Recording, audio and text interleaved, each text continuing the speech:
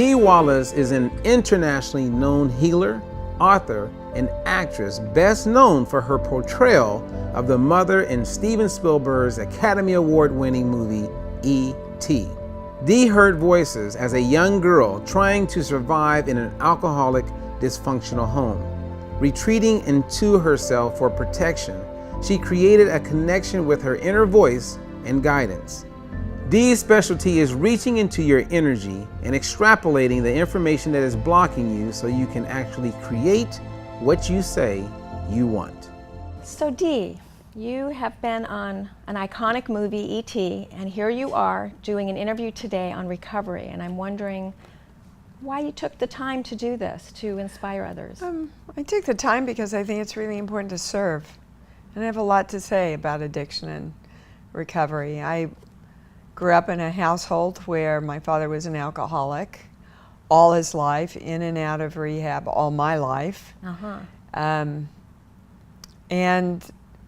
according to my mother, I was too young, but the World War really helped. He was in the Red Cross in the World War and saw things he couldn't handle. And that led to him progressively drinking more and more and more and more during his life. Couldn't hold down a job, ended up committing suicide my senior year of high school.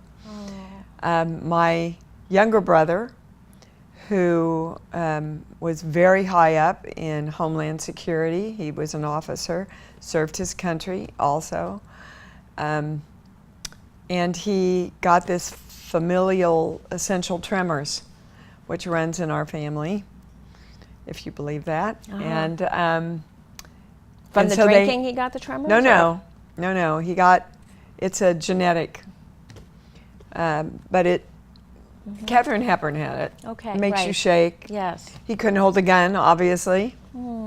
Ended up not being able to write well, and so they had to let him go. And when they let him go, he lost his identity. He lost his worth. He lost his purpose. And he started drinking a lot. We just did an intervention in Kansas City, and he came out here and went through rehab. He's doing great. Oh, congratulations. That's yeah, great. He's one of the success stories so far. And, you know, he said, "Thank you for giving me my life back." But it was really touch and go. We literally, I mean, for a police officer to be taken out of his home by police officers. That's very traumatic. That's So, PTSD time. Yeah. For sure. And again, you know, he says now that he's sober, again, he remembers how much he took the hit in Katrina because he went down during Katrina and all the horrible things he saw. But his whole identity was serving and protecting. And when he lost that, he didn't have any way to create himself again. Well, that was the precipitating event. I mean, the disease was waiting for him. He always had it. Yeah. It's genetic, of course. And then that event is what took him out. And that's what happened. And I think most people don't understand that this is very, very far embedded in your brain. You literally, like breaking any habit and creating a more positive one, you have to shift your brain. You have to retrain your brain. It has to be rewired. The neural pathways need to be rewired. So we know that addiction is the disease of thinking, faulty perceptions, sort of the isms, you know. Do you think that being in a family with a father that was an alcoholic, you took on some of those isms, some of those behaviors, those thinking diseases? Well, it's interesting because I was on the other side. You see, I was on the, oh my God, I've got to save everybody side. Well, I was going to say that the disease of perception is approval seeking, being overly responsible. Oh, sure. People pleasing. I was the spokesperson for Child of Alcoholics for a year. Okay. And I think, you know, the families, we talk a lot about the addicts themselves, but we don't talk nearly as much about what the families go through. and the shame and the messages. I mean, my identification as I was growing up is we're not as good as they are, because my dad was a drunk, couldn't hold down a job. My mom had to work her whole life. We didn't have money, right? And so even though it's so weird, I was a cheerleader and I was homecoming queen, and all those experiences which should have said to me, "You're outstanding, young woman, Deanna," didn't. Well, it was probably the disease of perfection. You were Well, trying to make up for something. It was that core, I'm not good enough, right? No, I think that cheerleading and all that was because I was a joyous creative. I'm an actor, I'm a dancer. You know, all those things just gave me joy. Right. But no matter how much they gave me joy, there was still that core thing. The emptiness. Right, inside. of you're not as good. And so in order to make sure you're good enough, you have to save everybody, which made me a great teacher. It still makes me a great teacher. It still makes me a great healer. That's why I'm sure I play the roles I do of mothers trying to save children in E.T. and Cujo I and never all the thought of that. That's very films, interesting. you know. I know that driving force so well, that You know that role. that role of loving someone so much that you will give your life to save who they are. So what have you learned about enabling and codependency throughout the years? Because I'm sure you're still not doing what you did when you were early on in terms of saving lives. I think, first of all, what I would say to the families is don't allow yourself to move into guilt, because there's so much guilt. I couldn't do it. The first thing when I found out my dad committed suicide, I should have been able to save him. I was flipping 17 years old, right? But there's immediate guilt there that takes you over. And if you're living with a mate, those people have got to decide for themselves that they are going to help themselves. So did you get help? Were you a member of a 12-step program like Al-Anon? Did you seek therapy? I mean, what? Well, sure. I'm an actor. I've been through therapy all my life. Sure. And now I'm a healer. Now I do healing work because I think it's, and all my healing work is based in self-creation, that you have got to take responsibility for your own life. And I remember when I brought my brother out and we took him out, and he'd been, 6 days sober because he'd been in the hospital in Kansas City, and he was dried out that far. But you know how nebulous that is, 6 days into sobriety. And we went out to the facility, and he took my arm and he said, "Dee Dee," grown man, police officer, all in tears, welling up, and he said, "I don't think I can do this. I don't think I can do this." And I picked up the check, which is another thing I want to get into before we're gone, and I said, "I'm walking in there and I'm giving them this check. It's a non-refundable check for $10,000. Are you going to go through with it or not?" Okay. And he looked at me and he went, "Okay."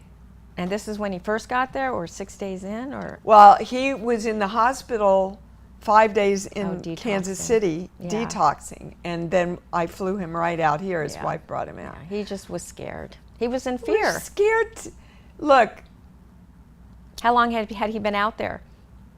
out where? Out One drinking? day, man. No, out I- drinking. I mean, how long had he been Oh, drinking? he'd been on a binge for 10 days, hadn't eaten, Oh, okay. drunk the whole, He would be dead. He would be dead if Right. if we hadn't intervened. But looking at what his wife went through and the guilt that she went through.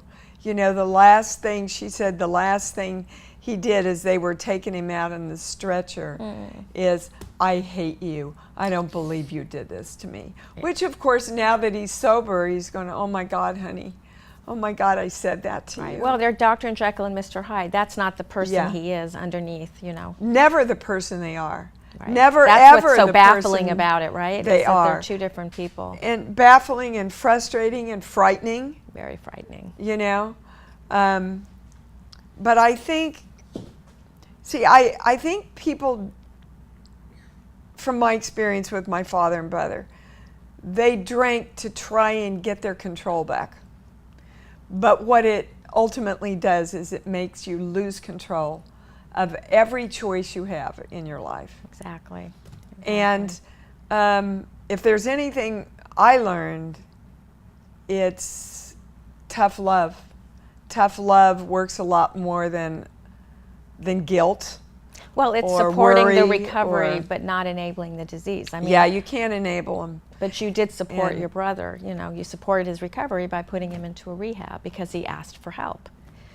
You know, He didn't ask for help. he didn't. He fought help all the way. We literally did an intervention and sent the police only because we, and I don't think he had written it recently, but we found a suicide note, and that gave us the right to have the police come in. Oh, that's great. I And mean, take not him great out that of he the was house. suicidal, but great that he.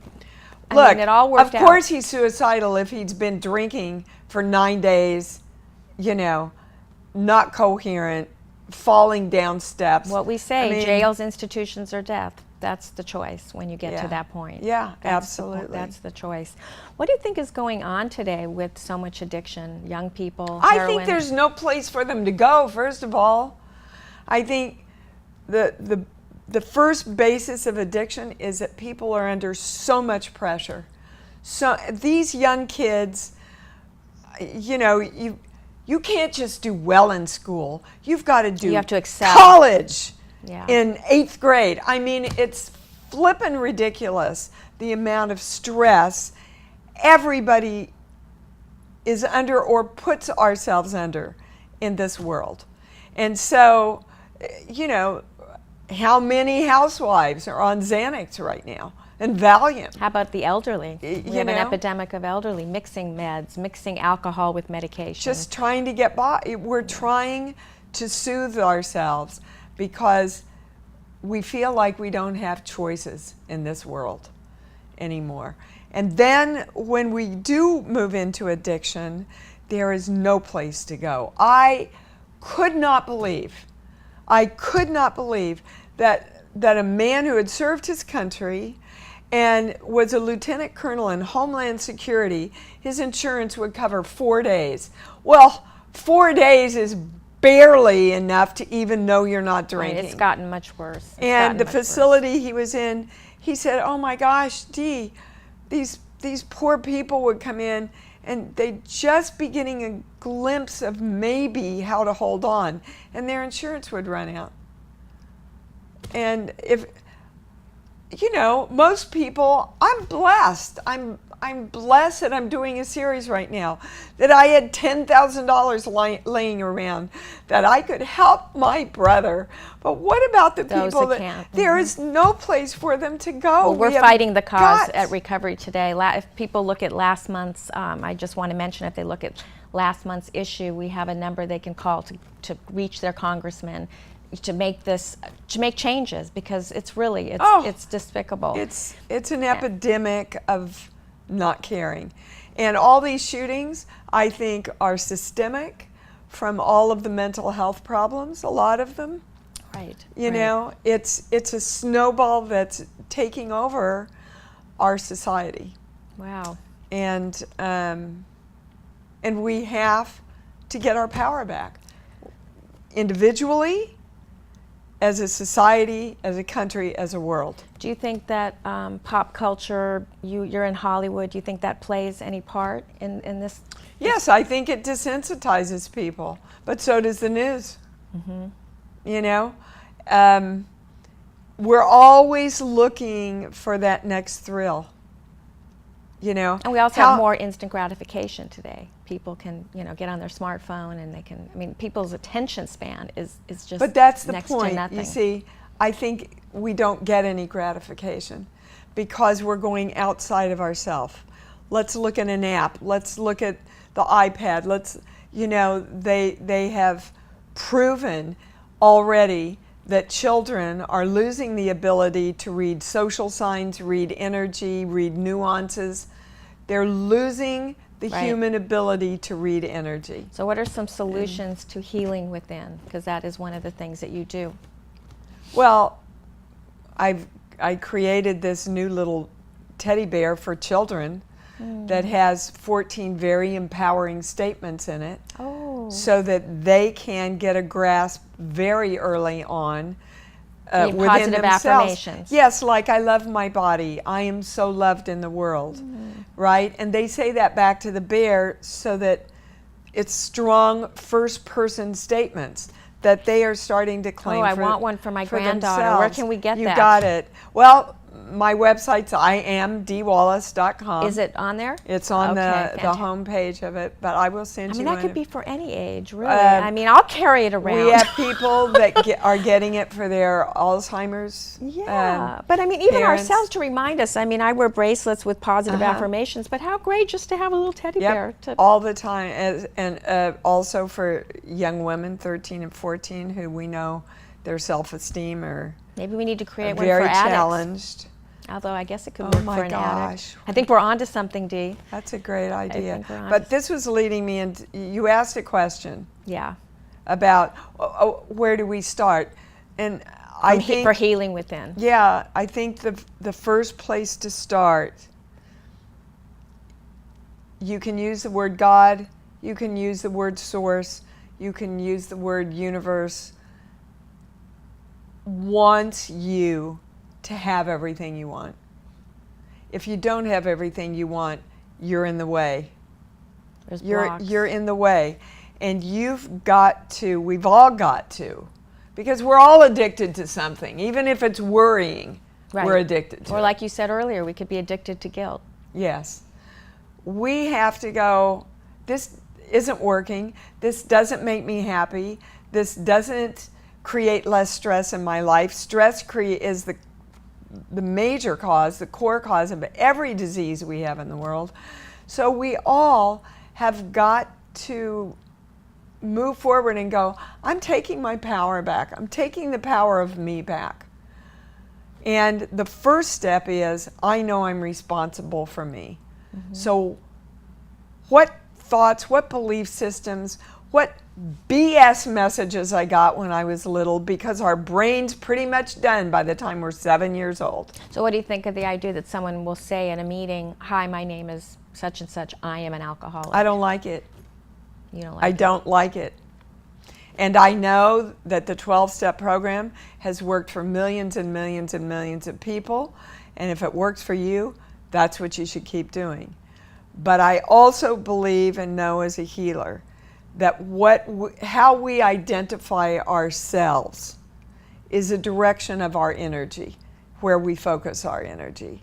So maybe it's better to say, I'm a recovering alcoholic or something. I think it's better to say, I am a healthy person. I am a healthy person who makes healthy choices for my life. And I love me. And that's what I do. Yeah. I don't think we're going to change traditions of the 12 steps, but Look, again, we're all our highest answer. And we have to say to ourselves, what works for me? If I'm here and I want to get there, what's the best thing I can do for me to get me there? I think this speaks to all the millenniums.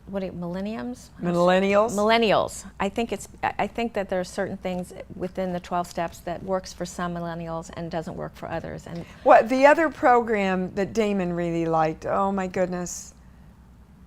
there's I can't pull it up. CBT, cognitive behavioral therapy. Well, it's based on that, but it's for addiction. And they taught it at the facility he was at. It'll come to me and after. he really, really It spoke to him. Yeah, that spoke to him. So again, We have all kinds of things. We have Whatever- organizations doing Buddhism and recovery, and that's working for a lot of people. Whatever works. I mean, that's it. whatever works. Whatever works, but choose something. Yeah. Choose something now. Choose to choose something to get your life back into control so that you have power over yourself.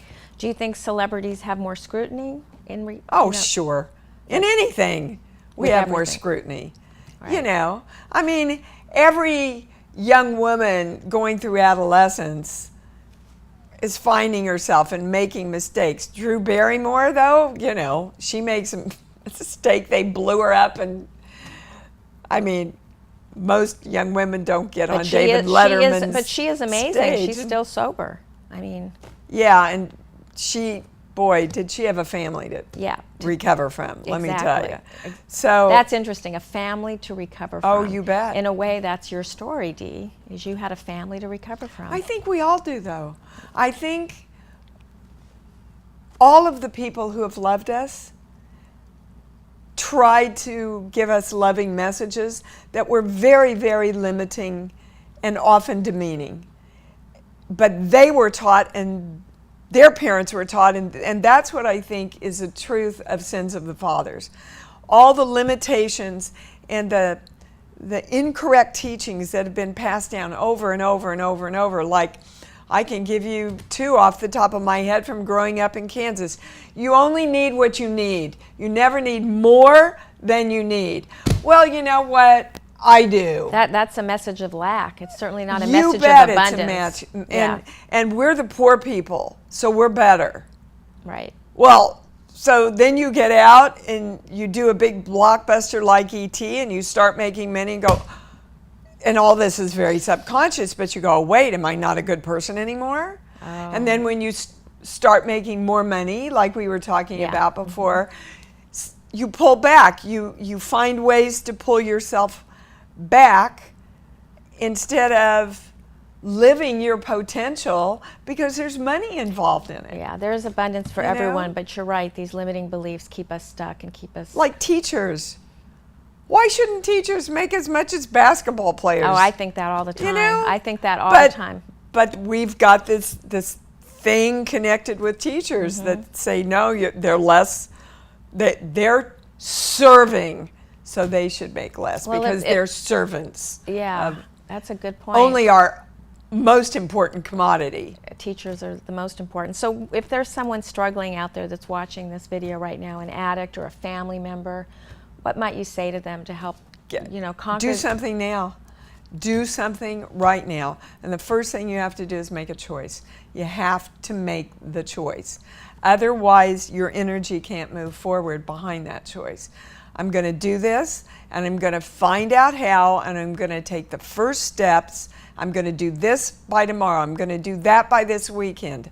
Be tough love with yourself. Be tough love with the person you love. That's great. Get your life back. So make that conscious choice right now. Oh, you have to. Do something different. Or you don't move anywhere. Do you think that there are limiting beliefs that they hold more than others, addicts and alcoholics? Absolutely. And the biggest one is, I'm not worthy. Because if they loved who they were, they would not do that to themselves. Yeah. Well, I'm so grateful that you are inspiring people by doing this interview to you. Really, thank you so much. Yeah, I really wanted to serve with this. I think it's going to make a big difference. We're reaching a lot of people that are struggling, a lot of people that are new to recovery, and a lot of families. And you are the first interview that we've had of a family member, and I think this is a really, really important because those are the ones that are the forgotten ones sometimes. Well, yeah, and after you try so many times like my dad, you just want to give up. You want to give up. And you have to give up the feeling part that you can do it all yourself and you can save them. You can support them in their choice. Right. And if they don't make the choice, then you have to love yourself enough to let them go. That's true. What a great way to end that interview, to love them enough to let them go, to make their choice. Well, let me give you a big hug. Thank you, Dee. Thank you so much. Okay.